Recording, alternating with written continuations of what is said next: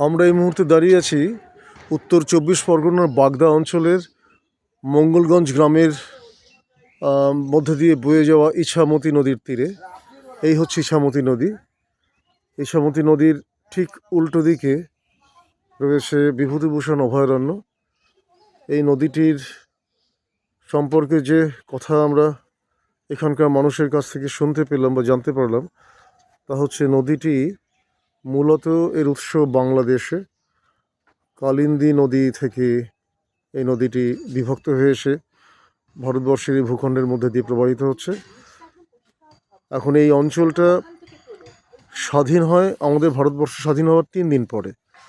সেই সময়কার রাজনৈতিক পরিস্থিতি এবং জটিলতার কারণে 1947 সালের 18ই আগস্ট এই অঞ্চলটি ভারতবর্ষের মূল ভূখণ্ডের সঙ্গে সংযুক্ত হয়।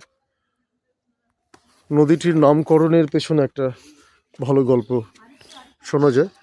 সেটা হচ্ছে, এই নদীতে দুটো জিনিস খুব পাওয়া যেত। একটা হচ্ছে কি চিংড়ি মাছ, আর একটা ঝিনুক। এখন চিংড়ি মাছকে এই অঞ্চলের মানুষ বা পূর্ববঙ্গীয় মানুষ, বিশেষ করে যশোর জেলার মানুষেরা ইছা মাছ বলে। আর ঝিনুকের থেকে পাওয়া মতি, এই দুটো শব্দকে নিয়ে এই নদীর নামকরণ হয়েছে ইছামতি।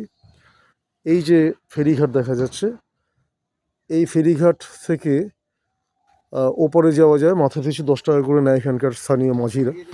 ওপারে যে ঘাটটা দেখা যাচ্ছে, ওই ঘাটে নেমে বিভূতিভূষণ অভয়ারণ্যে মানুষ, পর্যটক বা ভ্রমণ পিপাসু মানুষ একটু হাঁটাহাঁটি করে ঘুরে আসে।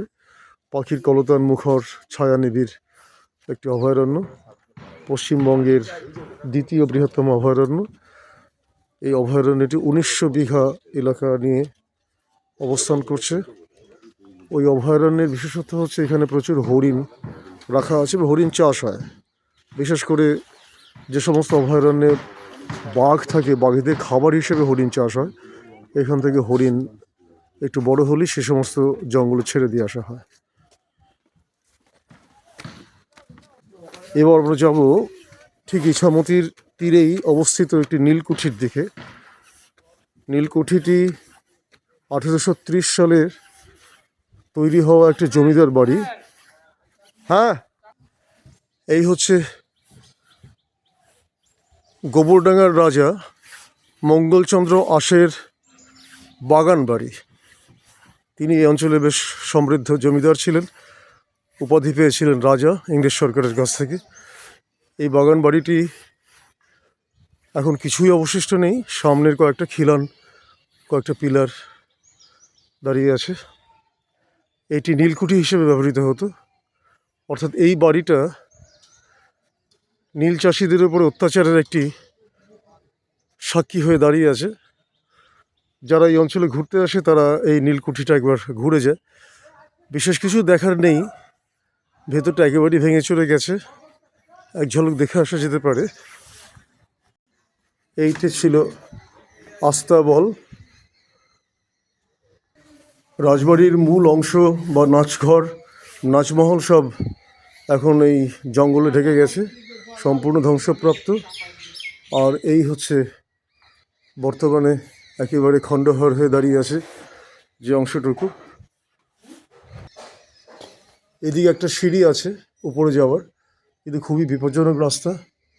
উপরটা একেবারেই যে কোনো মুহূর্তে ধসে পড়তে পারে, এরকম একটা সম্ভাবনা।